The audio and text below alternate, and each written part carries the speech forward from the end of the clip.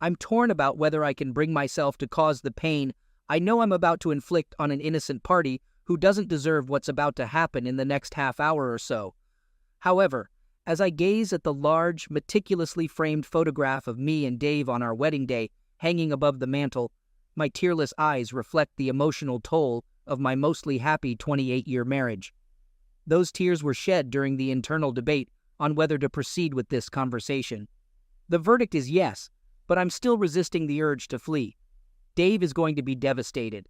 Seated beside me on the sofa, John gives my hand a reassuring squeeze, boosting my courage. I glance sideways at him and smile in gratitude. Over the 15 months of our affair, I've gradually fallen in love with him, and I'm aware that every bit of love I've given him has been taken directly from Dave. The moment it felt like cheating on John to make love to my husband marked the beginning of preparations for this meeting. I'm not looking forward to it, but I anticipate relief afterward. I'm going to hurt Dave profoundly, unavoidable as it may be. Yet once it's over, I can end the charade, pretending that I'm as deeply in love with Dave as he clearly is with me, pretending to go out with my girlfriends, on work trips, clothes shopping, all the while meeting up with John. It's incredibly stressful, and a significant factor in the worry lines increasingly visible on my face each morning. Yes, I look forward to the release. I glance at the bookcase, ensuring the baseball bat I discreetly placed there earlier is still in position. Dave's stance on fidelity is well known to me. Since the kids left home, he's been reading short stories about cheating wives facing consequences. Some of these stories surprised me with the husband's fierce reactions, making the wives pay dearly for their transgressions. When I questioned him, he simply mentioned colleagues who experienced upheavals in the no-fault family court system after sharing similar stories. Update. Dave, by nature, isn't a violent man, but when confronted by the person stealing his happiness and future, he might make an exception. He surpasses John in size, fitness, and strength, and is less sensitive. Holding a prominent position in a biomedical company, Dave contrasts sharply with John, an artist. Despite any provocation, I know Dave won't physically damage me, allowing me to keep him at bay so John can escape. I hear Dave's car in the driveway, and my stomach churns, heart pounding. I swallow, needing to steel myself. Deep breath. I wonder about his thoughts on the unfamiliar car, John's car. I sense that Dave must have read a similar scenario in a cheating story, the first one I ever read. My heart rate increases. I must stay calm. Dave walks in, eyeing John with curiosity. I stay seated, avoiding kissing Dave in front of John. Dave notices my omission and approaches with an outstretched hand. He introduces himself as Dave, and John hesitates before a brief handshake. Dave discreetly rubs his hand on his pants, a gesture I recognize after so many years. John retreats to the couch. Dave grabs a beer, sits opposite us, takes a pull, placing the can on the coffee table alongside our glasses. The tension makes my nerves feel on the verge of snapping, like a branch pushed beyond its limit. I can't meet Dave's questioning gaze. Instead, my eyes flit lower to his casual attire. When did he start coming home dressed so casually? I shake off inane questions about clothing. Now is the moment I've been dreading, where I shattered the soul of an outstanding community member, terrific father, provider, and nearly perfect husband. The first love of my life, but not the last. I admit that we need to talk to Dave. He responds with a neutral, unreadable expression, as expected in pressure situations. He remains coldly analytical, thinking on his feet better than I do. Despite preparing for every angle, my nerves betray me. I say to Dave that I want him to know he's done absolutely nothing wrong. My voice is shaky as I clear my throat, still unable to meet his eyes. Throughout all the years we've been together, my friends have been envious of our marriage. It should be acknowledged that Dave has been an exceptional husband. I laugh, but Dave doesn't reciprocate with a smile. Attempting to cushion the forthcoming blow, I admit my apprehension about discussing this with some friends, fearing they may not forgive me for causing Dave pain. Even as I focus my gaze over his shoulder, I notice no hint of a smile or softening in Dave's features. His lips move, but he resembles a statue. He questions if I'm going to hurt him, and the words are simple yet compelling, drawing my gaze to his. I finally meet his eyes, but his stare is firm and unyielding, as if studying something on a microscope slide, and it breaks the spell, making me look away, unnerved. I express my regret to Dave, explaining that I have fallen out of love with him and fallen in love with John. I want to hurt him as little as possible, but I need a divorce so John and I can be together. Pausing at this juncture now that the words are spoken, I try to discern any turmoil behind his mask, expecting to see something. A throbbing at his temple, wet eyes, tightly drawn lips, his fist clenching. Yet, there's nothing. His reaction, or rather his lack of it, terrifies me. I can't help but glance at the baseball bat. The silence between us is agonizing, unbearable. I have to fill it. My carefully prepared speech is a thing of the past. I explain that I didn't want to hurt him until I absolutely had to. I hope he sees that. John and I have been incredibly careful, not wanting him to find out until it was absolutely necessary, which is now. That meant limiting our time together. My concern for you, for your feelings, significantly restricted the occasions John and I could be together. Be together? Avoiding, you mean? I can't respond. I can't meet his gaze. I have no more lies left in me. I've exhausted them all. I can't lie to this man. Not anymore. I respect him too much, but I had hoped he wouldn't ask, wouldn't be so direct. His words make it all seem sordid. My lack of response is all the confirmation Dave needs. There doesn't seem to be anything left to say, or any point in apologizing again. I'm willing to hurt Dave. I know it. He knows it. Update. The room's atmosphere is dreadful, and I yearn to escape. The tension is nearly unbearable, and my nerves are so tightly strung that my skin prickles uncomfortably.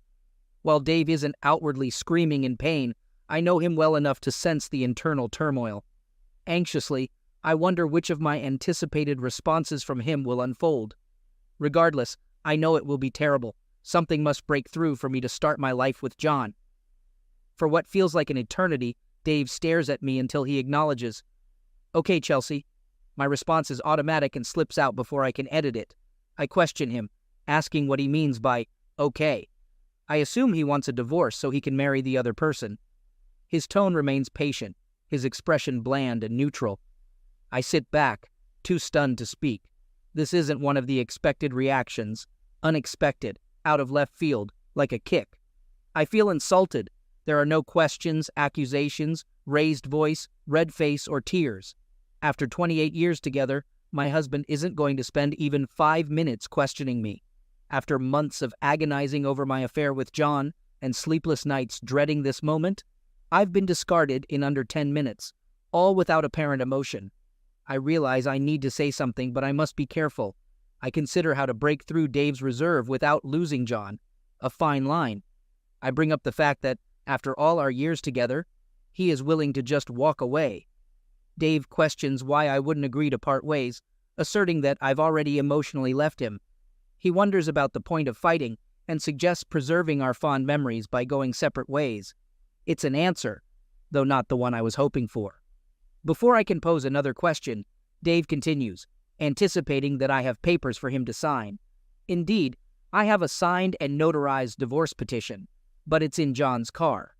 We didn't anticipate progressing beyond the anticipated yelling, screaming, and possible tears tonight, let alone Dave examining or signing any papers. Before I can rise to retrieve the documents, John stands and exits. I observe him, sensing the tension affecting him as well. In the uncomfortable silence following his departure, I express my apologies to Dave, regretful for causing him pain. Dave stands up, and my eyes involuntarily glance at the bat. He dismisses my apologies, asserting that if I were truly sorry, I wouldn't have done it in the first place. He strides into the kitchen for another beer, effectively ending the conversation. Upon his return, John is back with the manila envelope, holding it at waist height. Dave takes 2 quick steps toward him. My heart goes out to John as he steps backward, tripping over his feet, hitting the edge of the couch, and landing with a soft thud. Now holding the envelope, Dave glances at me, red-faced, realizing he isn't covering himself in glory. I try to convey with my eyes that I don't care, that I love him. Turning to Dave, who watches me with an impersonal expression, I still can't read his thoughts, and I'm not entirely sure he won't attack John. I inform Dave that Mary is aware of our presence, and if she doesn't hear from us by 8, I instructed her to call the police. I add that if he wants someone to blame, he should blame me instead of directing any anger towards John. In response, Dave expresses that he does blame me, highlighting that I made numerous promises to him all those years ago, not John. He assures me that he doesn't want John to suffer any more than he's already going to. I question Dave about why John would suffer and what he means by that. Dave gives me a look, a kinder and more patient version, the kind he uses when explaining something I may not fully understand. He elaborates on the idea that, being a woman of 50, I am past the age of giving John children, making him go childless, a genetic backwater. Dave expresses his belief that there is no worse punishment for a man than never experiencing the joy of witnessing a child's first steps or hearing them say dada for the first time. He goes on to describe how John will miss out on the typical experiences of teaching a child to catch a ball, ride a bike, helping with homework, and teaching them to drive. Dave emphasizes that John will never be a hero to his daughter or a role model for his son. He speculates that our kids will likely want nothing to do with John once they discover what the two of us did. His words cause my blood to turn to ice, and I shiver, realizing I haven't considered the impact on the kids amidst the turmoil of my affair and the end of my marriage. I attempt to reassure Dave, telling him he doesn't have to tell them. Dave questions if I want him to lie to the kids as I lied to him. I hang my head, but he continues, emphasizing that John will marry someone he can never fully trust. He describes how John will be with someone capable of hurting him while professing love, someone skilled at hiding abhorrent behavior with acting skills. Dave prompts me to think about how John will feel the first time I inform him that I'm working late, going out with friends, or using the same myriad excuses I used with Dave to spend time with him. Shifting focus to me, Dave speculates about the future, when my looks start to fade in another 5 years, while John remains a trim-looking 40-year-old. He questions whether John will hesitate to leave me, having seen all my perceived flaws. Dave mentions aspects like my crankiness due to PMT, my loud snoring in deep sleep, and other habits that John will soon discover. Offended, I leap to my feet, ready to retaliate, claiming that I'm not the only one who snores and pointing out my ability to color coordinate.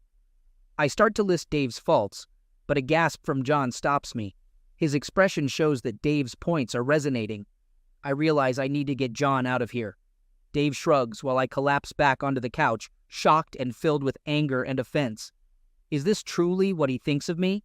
Has he harbored these thoughts throughout all these years? Update. I have so much I want to say. After months of doing my utmost to keep my affair secret to protect Dave, I now have an overwhelming desire to make him pay for not caring, for discarding me so easily. But the words won't come. They fail me as I watch Dave take a swig of his beer before tearing open the envelope.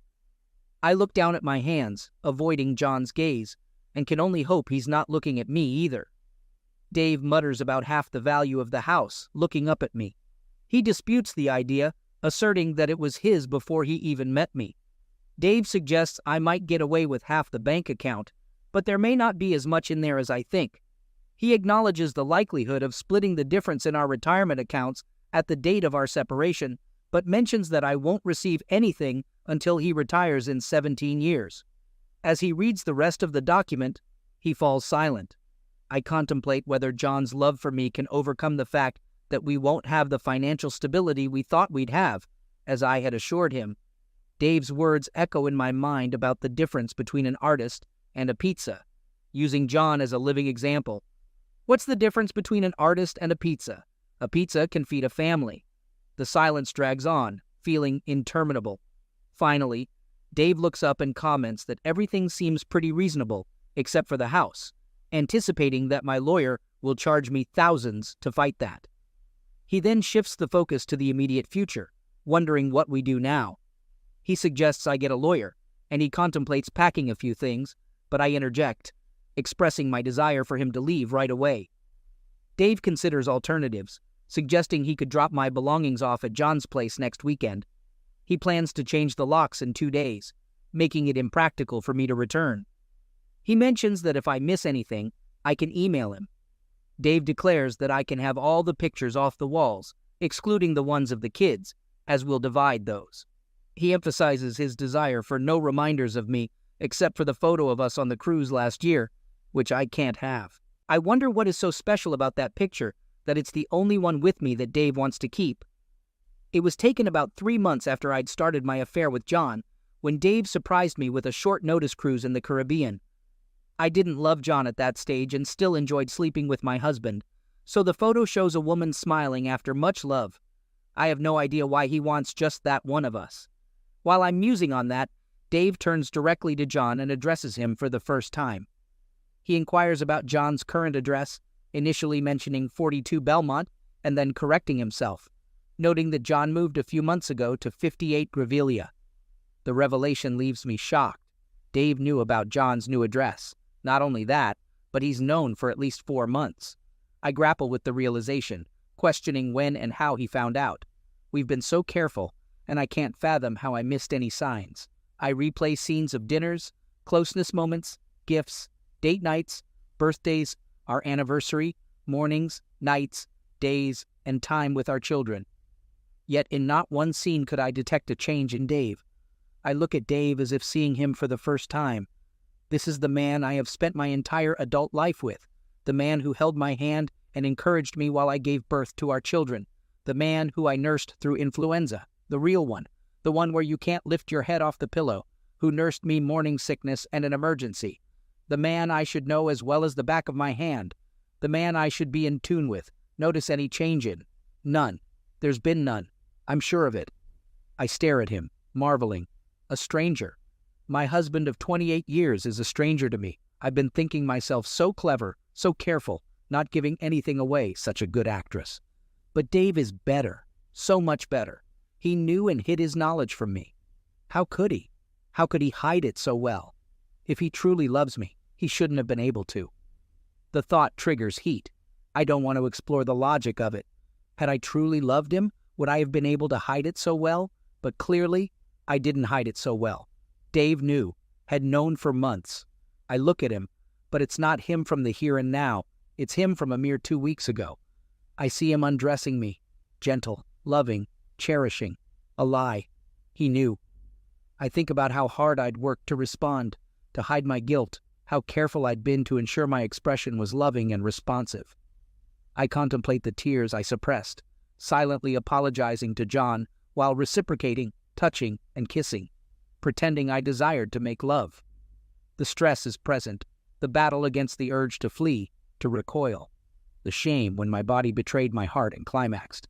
I had to resist leaping from the bed immediately after, wanting to wash Dave's scent off me. Following the act, I lay beside him, sleepless while he slept, apologetic to both men. I've lied and betrayed both. I reflect on the days and nights where similar scenes played out, my heart pounding not from love or lust, but from fear of being caught, anxiety over lies, stress over my performance, and the thought of my deception, my betrayal, being exposed. All for nothing.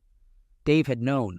For months I've been scared, editing every word, conscious of every facial expression, nerves stretched to their limit, exhausted from hiding my betrayal and shielding Dave from hurt, keeping track of my lies.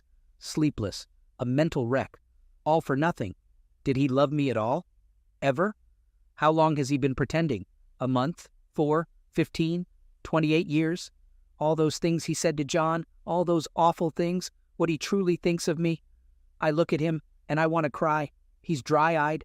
It's me fighting tears. Me, nauseous from rage and rejection. I reach for the glass of Chardonnay, wanting to douse the flames and rinse the bitterness from my mouth. It tastes sour.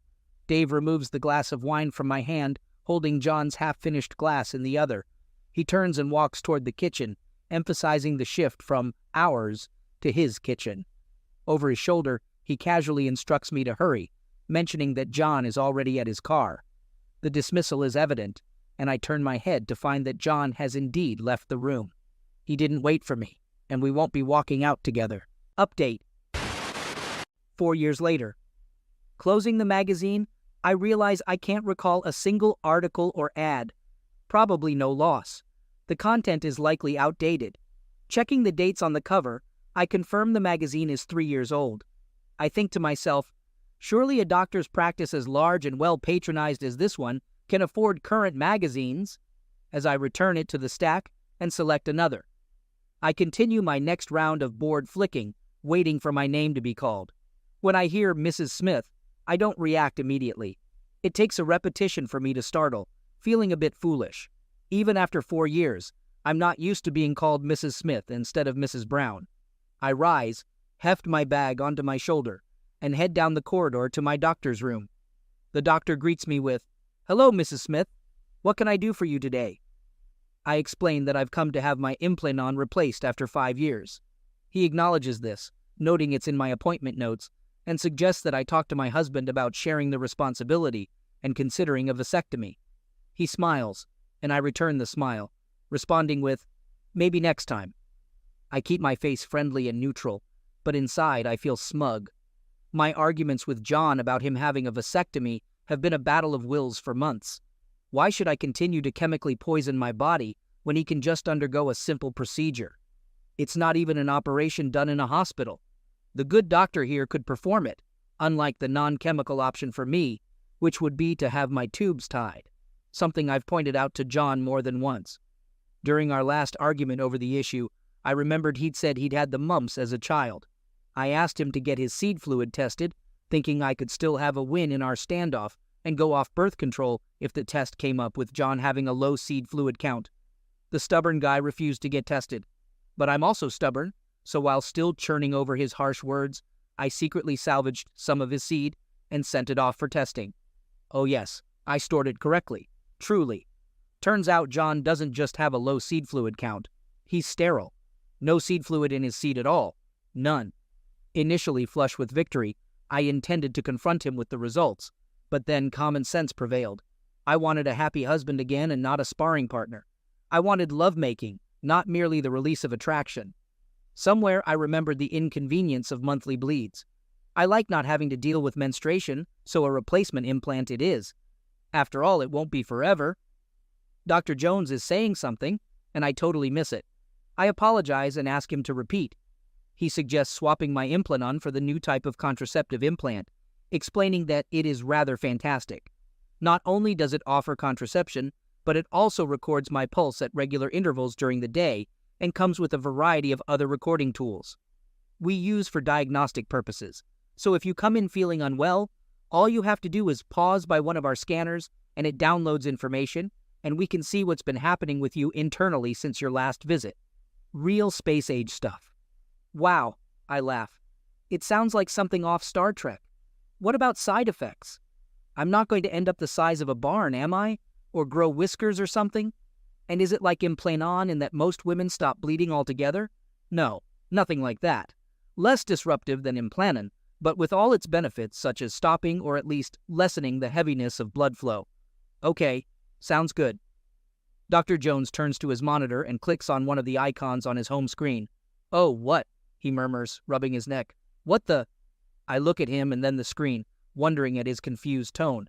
"How long did you say you've had your implant in?" he asks, turning toward me. 5 years. How is that possible? Are you certain? It appears you already have a Vanguardian implanted. All your medical information has downloaded. Confused, I ask, "What?" The doctor explains that I must have been in within the last 18 months, since that's how long they've been approved and available. However, I protest, stating that I haven't been to a doctor in 2 years or more. He turns back to the screen, and even in profile, I can see he's gone pale. He mentions that there's information going back 4 years, and questions the presence of WAV files, which are audio files. He speculates that there must be a glitch, suggesting that someone else's Vanguardian might have been accidentally linked to my patient card. However, the timeline doesn't add up, and he's perplexed by the inclusion of a Google map with a flag showing the clinic. To resolve the mix-up, the doctor suggests examining my implant. My head is spinning as I move to the examination bench and lay down. I turn my head away as I'm a little squeamish about needles and the like. "It's definitely a Vanguardian," he says, and I can hear the confusion in his voice. "It's the same as the ones we implant except for being a smidge longer and wider." I swivel my head and look at the doctor comparing my implant with an image on the screen. My eyes are drawn to the top of the page, Vanguardian. Seeing it written jogs a memory. I know that name. That was someone's pseudonym on the amateur writing site where Dave was reading about cheating wives. A coincidence? The rest of my appointment passes in a blur. "We'll sort this out, Mrs. Smith. There has to be some sort of crossed signal or something in your old implant. Or maybe you were part of some test group or something. I'll get our tech guys onto Vanguardian and we'll be in touch. I nod and walk back to the reception area. I pay my bill and head to my car. With my hands on the wheel, snatches of conversations from the past spill into my already overloaded head. Update. There's a clause in my contract stating they own all my research and inventions. Even if I work on something at home during my own time, I can't patent it for at least 12 months after resigning. Dave's favorite part of his work was research and innovation. It was his forte. In my mind's eye, I see Dave seated on the couch with me and John. I envision his faded jeans and casual polo shirt. I recall the shock of our meager savings when dividing assets, and his insistence on keeping the framed photo from the Caribbean cruise taken 3 months into my affair with John. Stunned, my hands dropped to my lap. I had the implant inserted weeks before that cruise, at Dave's suggestion to avoid inconvenient monthly disruptions during our vacation. I felt touched to have such a considerate husband. Looking back at the clinic, it's a different one from my previous choice. I changed doctors and clinics after separating from Dave because our old doctor, shared with Dave, was a friend of his father, and the one who inspired Dave to enter medical research. Continuing with Dr. Black would have been awkward. Dave knew about John. He must have known from the start. Somehow, he convinced Dr. Black to implant a device he developed, a Vanguardian. Mine had a GPS locator and the ability to record voice files. It seems illegal. I don't recall consenting, but I signed something. Regardless, I should sue Dr. Black. I didn't know what I was signing. He's retired and living in Brazil. Apparently his much younger wife is from there. Can he be extradited from Brazil, where German war criminals fled during World War II due to no extradition treaties? Why develop an implant with GPS and recording abilities? Surely not just to track me. My mind mulls it over, and then it hits me. Military. Yes, military. Something like that would be useful for them. I know Dave was involved in developing something for diabetic soldiers that regulated their sugar without daily injections or medication. So, a GPS locator and recorder aren't much of a leap. My mind swirls with possibilities. Around the time of our cruise, or shortly after, Dave must have quit his job. No wonder our savings were low. He had us living off it. I never checked. I used my credit card and Dave handled bills. Was the cruise photo a memento of his resignation? Dave organized the framing himself. Could it have been the scanner for the implant? Surely not. Deep inside, I know that's exactly what it was. That's why he suggested hanging it in the hall by the coat rack and why he opposed me having it. He knew I might reframe it or give it to the kids, who could have discovered its true purpose. The enormity of how I've been deceived leaves me stunned.